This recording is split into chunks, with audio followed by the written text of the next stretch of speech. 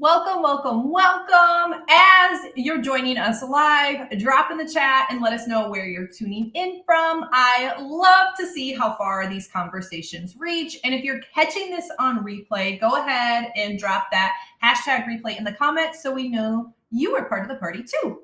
It is Mother's Day weekend, and I seriously could not think of a better way to kick it off than this conversation. It's gonna make me feel really nerdy. I realize that. But that's because the job market in Q2 2025 is wild. You guys know I love talking about job search. AI is everywhere. Job seekers are burning out from extended searches from the flat 2024 market. And so many are asking, why am I doing all of the things and still not going anywhere? So today we will be flipping the script in this session called Stop Guessing, Start Getting Hired, because guessing gets you ghosted. And we're here to help you move smarter, not harder. And I'm beyond excited to welcome the legendary career Sherpa herself, Hannah Morgan. Let me pop you on stage. Hi. So if you are in the job search space, you know Hannah well. She's nationally recognized as a job search expert, speaker, writer, strategist. She's been in Forbes, US Today, US News. I mean, you name it, she's been there. She's built a LinkedIn audience of over 300,000 by telling the truth on modern job search and helping people take control of their career. So Hannah, welcome. Did I miss anything? How do you want yourself to be introduced? We didn't go through that I'm part. Embarrassed. Yeah, I'm just a chick. I'm just here. Right, we all learn from the school of hard knocks. And, right, been there, done that, and I think that that's what gives us the credibility that we have, Teegan, is that, you know, we're in there in the trenches. We're in the trenches with them. We know what's working. We see what's not working. Yeah. So, well, let me welcome a few more people. Liz from Philly, Diane from Connecticut. We've got a couple of people that have their privacy settings on, which is okay. We still love that. Lots of people tuning in from all over. So welcome, welcome, welcome, everyone. We are so glad you're here. Time is of the essence, so I want to dive right in. Let's kick things off with a reality check, maybe. So we're in Q2 of 2025. AI is everywhere. Ghosting just seems to be picking up even more, if that is even possible. And job boards are packed. Thousands of people are applying. We keep hearing of like fake AI bots getting to interview rounds. It's nuts. So Hannah, what is the biggest shift you're seeing in how hiring is actually happening right now, and where job seekers might be missing the mark a little bit? You know, that is probably the greatest question. And I think in order to give the best answer, we really need to dive into what industry and what job are you talking about, right? Yes. Because I think it depending on what you're looking for and what kind of company you're looking for, it's going to be really different. We know what we know globally, like from an overall perspective, with the job market right now, is that a lot of companies are in a holding pattern. They're waiting to see, and they're waiting to see about a couple of things. One, how can we better utilize AI to cut back on our staffing and things like that? There are a lot of companies that are sort of experimenting with that. And then there are other companies that are like, I don't know if we're going to be able to buy our product from China at an affordable price right now. So we're not going to be expanding business. Like, we got to wait and see what happens with that. So like those are like wait and see is sort of one of the biggest things holding companies back right now. They don't know. There's uncertainty in the market, and the Federal Reserve Chair said that too. There's uncertainty in the market. Whenever there's uncertainty in the market, companies hold tight. So it doesn't mean forever. It just means for right now. So and this, you know, depending on what industry you've been in, you've seen some of these things happening along the lines, earlier in the year. Like the tech, we were seeing a lot of, not hiring, holding back, last year. Now it's sort of hitting other organizations. So I don't want people to get hung up on what the economy is doing, because I am old enough to remember in 2008, 9, 10, when there were literally no jobs available. And the That's when guidance. I graduated, and it was awful trying to get a job. Right. And I feel sorry for the new grads now, because they are also having a really hard time. There are just no companies, and very few companies hiring new grads right now. So Yeah. it's really similar. But what we told people then, and what you probably heard, was, you know what? It doesn't matter that you don't see a lot of job postings. There are still companies hiring. You have to go out there and find them, because they're not going to post their ads. Or if they do post their ads, they're overwhelmed, and then you're one of 1,000 people, and you can't stand out. Right? So that's the name of the game. It is, we've got to get job seekers to work harder and smarter. Yeah. So the days of easy apply and all of that we saw for the last few years after the pandemic, those are gone for now. They'll come back, but now they're gone. So we have to be really smart. We've got to be purposeful. We've got to build connections, and we'll talk more about that. But the job search is different today. I had a conversation with a job seeker the other day. It was this week, and he's like, "Hannah, I'm really struggling with my job search." I'm like, "Well, how many jobs are you applying to?" He's like, "A day?" I'm like, "Sure, a day." He's like, 200. Woo! And I said, "Okay, I need you to stop, because," and I said, "How long have you been doing this for?" He's like, "Months." Like, "So for months, you've been applying for 200 jobs a day, and you haven't gotten any interviews?" "No, I haven't gotten a single interview." "Okay, obviously what you're doing is not working. Stop." Right? Yeah. So we had to roll back. Why do you think this isn't working? Well, let's talk about why that isn't working. He wasn't customizing his resume to address the unique requirements in each job. He didn't even bother to look to see if he knew anybody inside that company that could serve as a referral. Oh, by the way, like 98% of companies offer referral bonuses to their employees. So you're actually, if you ask an inside employee that you know, keyword no, to recommend you for a job, they're going to get some sort of a bonus if you get hired. So why would you not give your friend that opportunity to make money? And oh, by the way, referred candidates get shoved to the front of the line. Yeah. So, but he wasn't doing any of that. So we had to roll this back. And so that the idea that, if I just apply to more jobs, I stand a better chance. That doesn't work if you haven't put in the work of customizing your resume and making things look good. Yeah. Erin tunes in and says hi, and she says, "Oh, hi, Erin. I just had a conversation with Erin yesterday. Hey, honey." "Oh, she's the best." Yeah. She says, job seekers need to be strategic and have a plan and be intentional. And something you hinted to, Hannah, was almost being visible, right? So if you're just applying online and to 200, which I don't even know how you get through 200 applications with how It's many. all AI. Yeah. So how do you like Yeah, applying online to 200 jobs? That's just being busy, right? But if you can be more visible and do so in a smart way, what does that look like? How do you be smart about going about your job search and not falling into these AI traps of, hey, I'll fill out 200 applications for you, a day, and you're going to land a job, but then still a year later, you're still jobless. Yeah, there's so many ways to do this. Like the easiest way, let me talk about the easiest way, but then I'll talk about the better way. The easiest way is, when you see a job posting, I want you to go to LinkedIn and see if you know anybody in that company.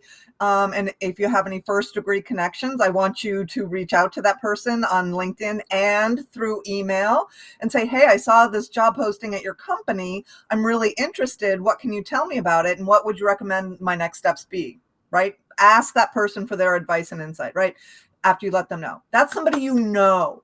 If you don't know anybody, like you don't have any first level connections, then I want you to go to LinkedIn, the alumni page for your school, and see if you know anybody who works in there. And you can reach out cold which is a yucky thing to do, but at least if you share that institution, you went to the same college, you can reach out cold and say, we went to the same school. I'd love to talk with you more about the opening I just saw. Would you be open to a conversation? Right? So those would be the two really easy, fast things you could do. I don't want job seekers reaching out cold to somebody they don't know inside a company using LinkedIn. Nobody's going to give a response. Nobody's going to We respond to posted that. about that today, so that was super timely.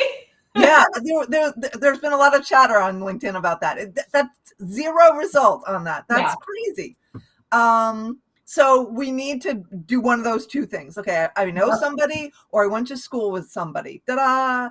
Like, that's great. The other thing that we can do is talk to everybody we know personally. We know, like all our friends and colleagues, and say, hey, I just saw this great job at ABC company. Do you know anybody who works there that I could talk to? It doesn't matter what department they work in, that we can worry about that later. Just get that first level connection. So that would also be a warm contact. So those are the three things that you could do, like reacting to when you find a job posting, right? It's a lot of work. It's a lot of hustle. You've got to do this quick because we know these job postings aren't up for very long, right?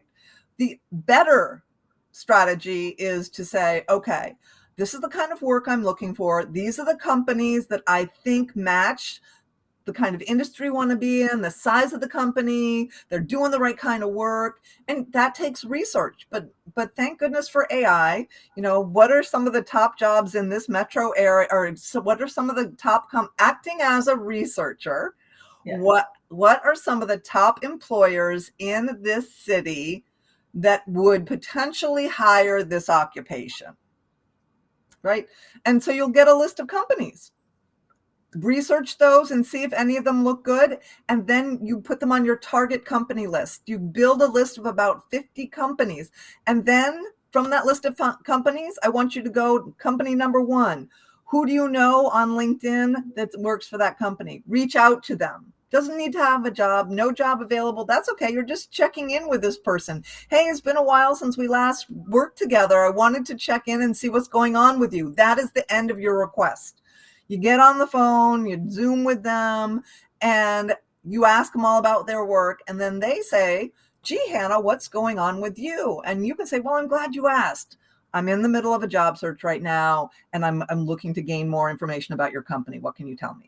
So the beginning part of that phone call is all about them, getting them to feel good, getting them to tell you about their life, reacquainting yourself so they begin to know, like, and trust you again. That's got to be there, right?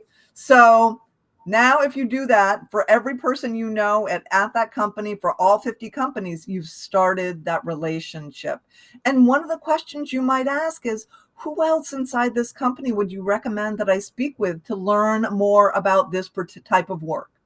And then that employee is going to refer you to one of their colleagues, and that's a warm referral. But if you're doing this after the fact, or after a job has been posted, then you're never going to get there in time. It's going to take too long. That's why you have to start building this now. And oh, by the way, there are a lot of jobs that are posted on job boards that we don't know about, that we don't see, because we primarily use LinkedIn or whatever. There are thousands of different job boards. Maybe that company has decided strategically they're going to post an opening on a different job board, but I haven't seen it. There may be an opening in that company that you don't know about, that you haven't seen. So to say I only want to apply, I only want to target companies that are hiring is complete BS, because you don't know what companies really are hiring right now. All companies are hiring, always, even if they're going through layoffs, even if they're on hiring freezes, because key roles, there has to be butts in seats, or there can be like legal consequences, depending on the situation. So a bunch more people just tuned in, Hannah. So real quickly, we are talking about job search strategy. And if you are just tuning in, you might want to go back and watch the replay, because Hannah just dropped some amazing bombs. She was talking about getting more visible instead of just mass applying through AI tools. And so there's a reactive way, which is once you see something, scramble to try to get a referral or go ahead and apply. And then there's a proactive way where you're building a company list and you're connecting before there's even a role posted potentially. Now, she mentioned a couple of great sources, but I've got 10 that work really well. So 1, in life, real family and friends. 2, former colleagues. 3, current or past clients or customers. 4, anybody that you've ever gone to a conference with, an event, a panel. 5, membership group members. I'm in the Bold Collectives. I'm in the Forbes Coaching Council. They all have member directories that you can reach out, and just off the strength of being in a similar group, people are likely to connect. And to Hannah's point, if you missed it, you don't start off, hey, Hannah, can you get me a job? It's no, hey, Hannah, I would love to learn a little bit more about you. Let's chat. And when she asks you more about you, that's your opportunity to share where you're at. She mentioned alumni, which is such a missed opportunity because, again, there's that synergy there. If anybody follows you on LinkedIn that you're not connected with, low-hanging fruit. They didn't click on that button by accident. If you are following thought leaders in your industry and you're commenting on their stuff, look who else is commenting there. That's a great way to leave a comment back and start warm engagement. Former mentors and mentees, and any company alum, even if you didn't work at the same time. So for all of you who have those objections, because I can hear them, nobody commented them, but I heard you loud and clear saying, Hannah, I don't have time for that. I need a job right now. Hannah, I don't have any connections. Well, you can make them, and you can make them real freaking quick. So let's keep it on moving, and let's talk about the elephant in the room, AI. AI is writing resumes, cover letters, and LinkedIn posts. What is your take on how job seekers should be using AI to be working smarter in their job search? Like, what's helpful, what's harmful? Yeah. So LinkedIn does, or I say, and I've said for a long time, that AI is a great research assistant. It's a great assistant in general. It can create drafts. It's not going to create the final product. The prompt we give it is the quality of the prompt we give it is the quality of the output we get. So for example, I have seen people say, I used AI to write my resume, and I call BS, because there is no way you can tell AI, ChatGPT, using this outline of my work history, write a resume for me. You can't do that. It doesn't work that way. You could feed it different parts of your resume and have it edit it or revise it. Like, okay, using this bullet that I've written, make it provide 3 different ways to give it more of an impact, or have it follow this XYZ formula, right? So if we use it to edit our work, it's okay. If you want to say, here's my work experience, can you write a summary, that highlights these specific skills, that's better. But if you just say, use my resume and write a summary, it's going to be garbage. Right. Yeah. But it's a starting point, and it saves you time. We can use the same thing with a cover letter. It doesn't write a cover letter. It writes a paragraph of a cover letter. So treat each paragraph individually so that you can control the output. It can write a LinkedIn post, but you've got to feed it something first. These are my thoughts on X, Y, and Z. Can you help create a compelling LinkedIn post that might generate interest and show me demonstrate that I'm a thought leader? I love it for research, and there's no way that I have capacity to read a 157-page quarterly report, right? But if I'm doing an interview prep, to Alex's point, I need to know enough about the company's pain points and how I can uniquely position myself to solve their future goals, which they are going to be talking about in there, to really craft thoughtful and customized answers. And so I love it for research. I think it's great for, like you had mentioned, finding companies in your area, but it's got a lot of weak points. And so, so as you're playing around with it as a job seeker, just ask yourself, how am I editing it? Or what information am I asking it for that's going to make me blend in because it's giving everybody else the same information, or helping me stand out? Because one of the things I'm sure you hear all the time too is that someone feels like they're showing up consistently. Maybe they're one of the brave job seekers who are actually posting on LinkedIn or just commenting, or at least are on the platform looking at the job board. They're networking, or at least they're trying to sending those messages, will you connect? But they still feel invisible. How does that person go from I'm doing all the right things, but nothing's clicking? What are typically the things where it's like, okay, you think you are, but here's a different way to go about it, because what used to work doesn't work anymore? Yeah. I think a lot of people are doing all of that stuff, but when you do too much of it, you lose sight of the humanness of it.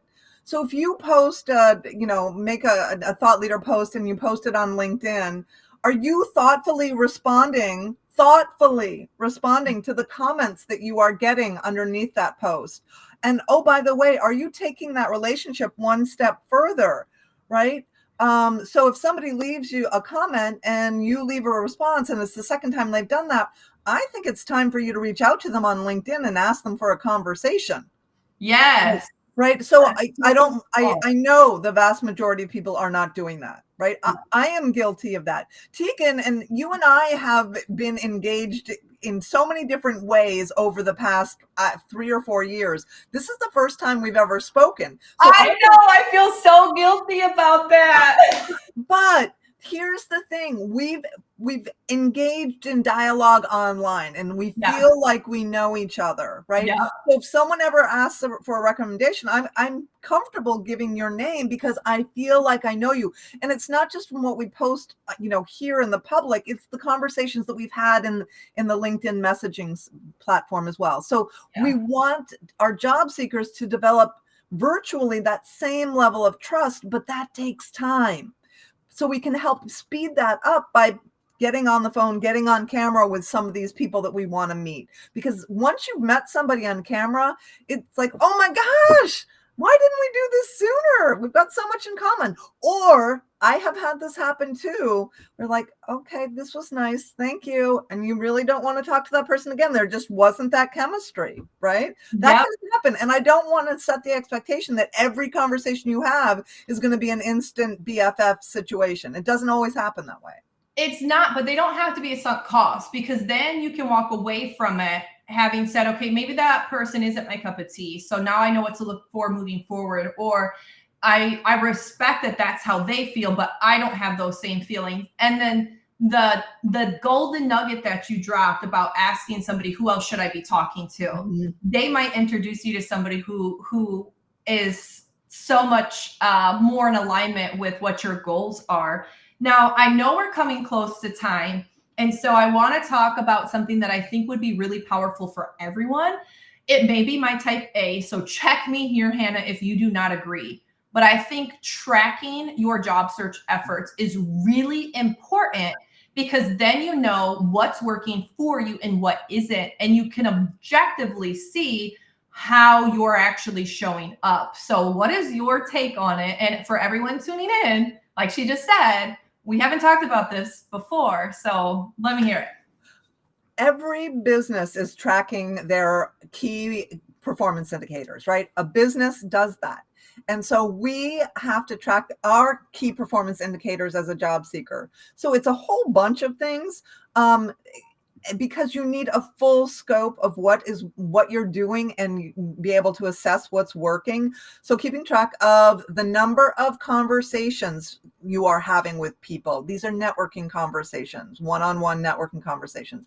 Keeping track of the number of hiring manager conversations you have. So there are oftentimes we have conversations with a peer, but we want to also have conversations with people up the ladder a little bit more, because they often can make things happen. So if someone's ever willing to introduce you to a CEO of a company and you feel nervous about it, don't be. That's a great person to talk to. They play at a different level. They see things at a different level, and their perspective is value. And oftentimes they can open up doors for us. So how many general networking, how many hiring manager above conversations have you had? How many jobs did you apply to? How many recruiters did you reach out to? Those the big ones. those would be the 4 big ones that I would be tracking. I'm sure I have a whole list because I have a job club and I ask them to track a whole bunch of stuff. I Yep. think where you spend your time is equally important. So when I ask people to start tracking their time in 1 hour increments, they're like, well, I spend 3 hours tweaking my resume. I'm like, da-da, that's a problem right there. You can't afford to spend 3 hours tweaking your resume for every job. So Yep. we need to look at how you can get smarter about tracking that time.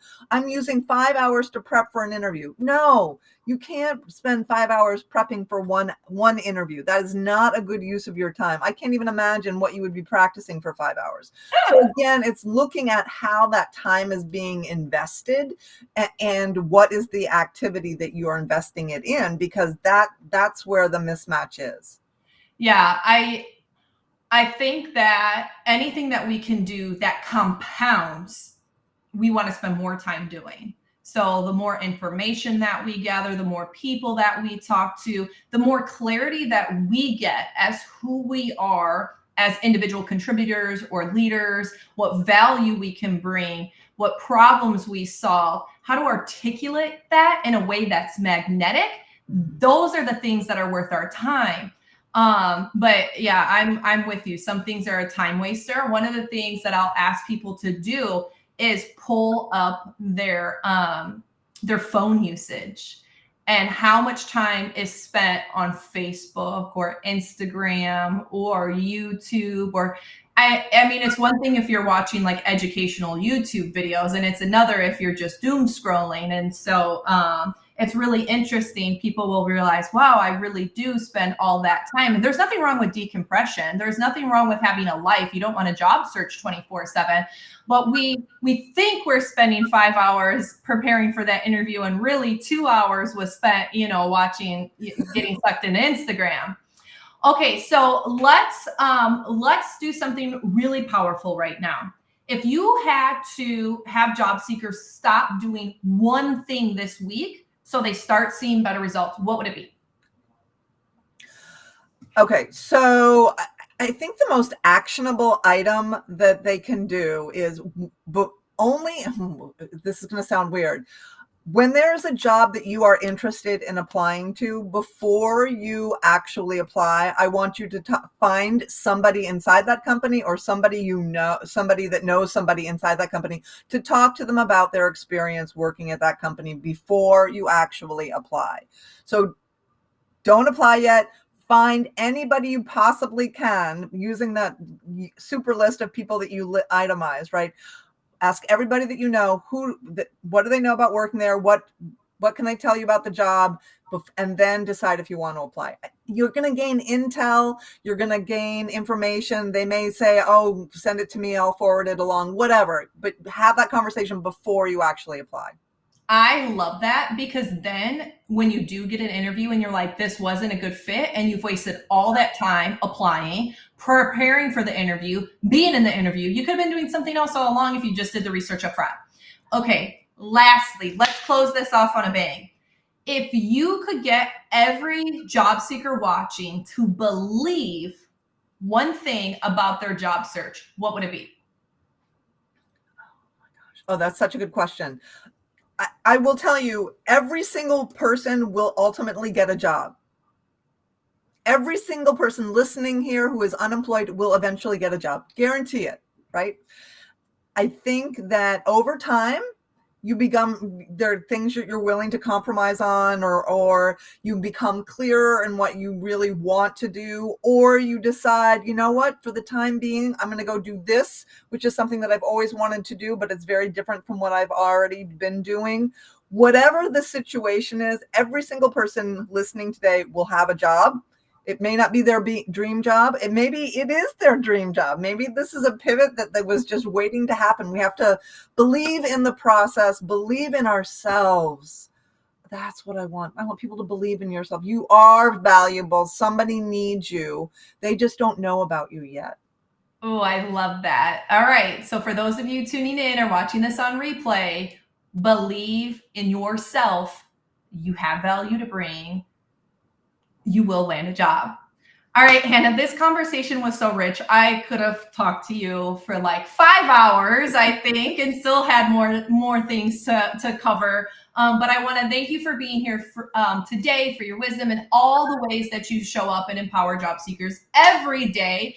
For those of you who are tuning in from my audience who aren't already following Hannah, I highly recommend it. Subscribe to her newsletter. It is the best job seeker newsletter that's out there. And I say that being a fan of multiple career coaches newsletters. It's always fantastic. And so for everyone watching, I hope you got a lot of value out today. If you know someone who is on the job search that could have benefited from this conversation, forward this along. It's on replay. Forward it along and help other people on this journey too. So Hannah, thank you so much for joining me. And for all of you, remember, don't hustle harder, job search smarter. That is what true strategy does. So I will see you all next week. And Hannah, if you've got time, hang back and I would love to chat with you a little bit more. All right, everybody. Bye. Bye.